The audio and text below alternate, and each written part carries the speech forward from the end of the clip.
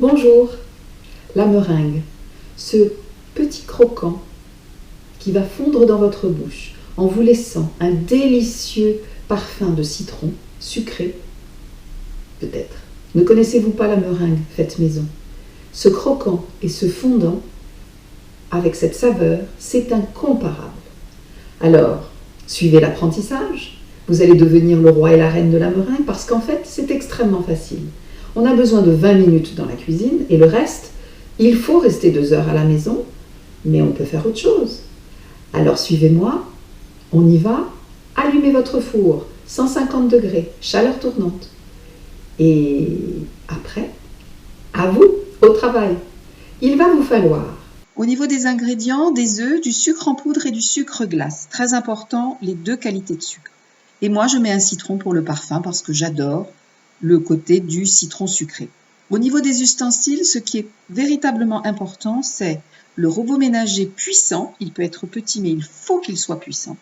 Et le papier sulfurisé de bonne qualité. N'oubliez pas de tout préparer, car comme cela, l'exécution sera facilitée. Votre petit moule avec un morceau de papier aluminium ou sulfurisé afin de pouvoir râper votre zeste. Les citrons, bien lavés, rincés et bien essuyés. Enlevez toute l'humidité. Pour râper votre citron, n'oubliez pas, vous râpez le zeste. Il ne faut pas attaquer la partie blanche. C'est pas bon, ça n'a pas de parfum, c'est le zeste qui a du parfum. Donc tournez bien votre citron sur tous les côtés pour bien enlever le zeste. Vous tapotez bien pour tout faire tomber et vous étalez consciencieusement tous les petits morceaux de zeste afin qu'ils puissent sécher plus facilement dans votre four. Mettez au four ce petit moule. Vous voyez, j'ai un robot puissant, mais vous pouvez avoir un plus petit, cela n'a pas d'importance. Il suffit qu'il soit bien puissant. Dans le grand bol du robot, vous séparez vos blancs et vos jaunes d'œufs et vous faites tomber le blanc d'œuf dans le bol du robot. Séparez bien, prenez garde qu'il n'y ait pas de jaune dans le blanc d'œuf. Vous allez tourner les blancs d'œufs pendant 5 à 7 minutes sans interrompre votre robot.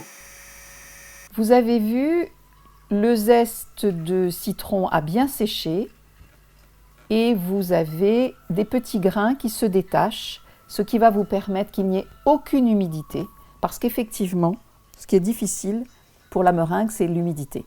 La feuille de papier sulfurisé doit être découpée à la bonne dimension de votre plaque du four, afin que la chaleur tournante, et donc l'air tournant, ne la soulève pas, elle écraserait les meringues. Vous voyez, vos blancs d'œufs sont bien fermes. Remettez votre robot en route afin d'y faire glisser les grains de zeste de citron séché et les 2 sucres que vous avez pris le soin de bien mélanger. Vous faites tomber ce sucre petit à petit dans votre blanc en neige qui continue de tourner. Vous arrêtez le robot encore une fois afin de bien racler les bords puisqu'il y a toujours un peu de zeste et de grains de sucre qui s'y sont accrochés et vous refaites tourner 1 à 2 minutes. On obtient cette masse de meringue qui est extrêmement ferme et bien brillante. Vos blancs en neige sont parfaits. Voici la poche silicone ou bien la poche jetable. Là où vous allez couper l'embout déterminera la grandeur de vos meringues. Vous retroussez votre poche à douille et vous mettez la pâte à meringue à l'intérieur.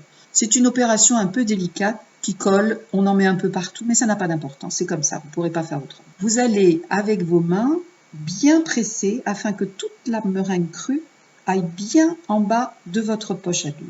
Et ensuite, vous allez former vos meringues. Là, vous tournez le haut de votre poche à douille. La main supérieure est celle qui va presser.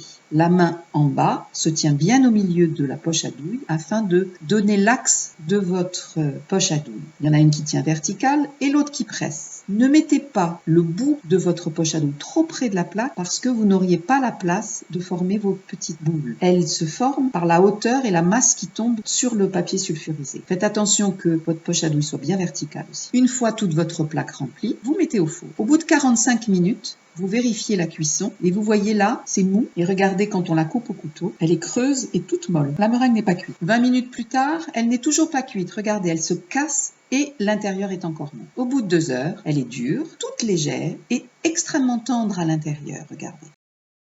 Voilà, vos meringues sont prêtes. Vous les sortez du four, vous attendez 3-4 minutes, vous les décollez de votre papier sulfurisé et si vous devez vous en servir plus tard, enfermez-les dans une boîte hermétique. Vos meringues sont toutes jolies et si vous avez aimé cette recette, dites-le moi et écrivez-moi. Voici la recette écrite qui va vous permettre d'avoir tous les éléments et toutes les explications. J'espère que vous la réussirez et je vous dis à bientôt sur Mama Caro Cuisine.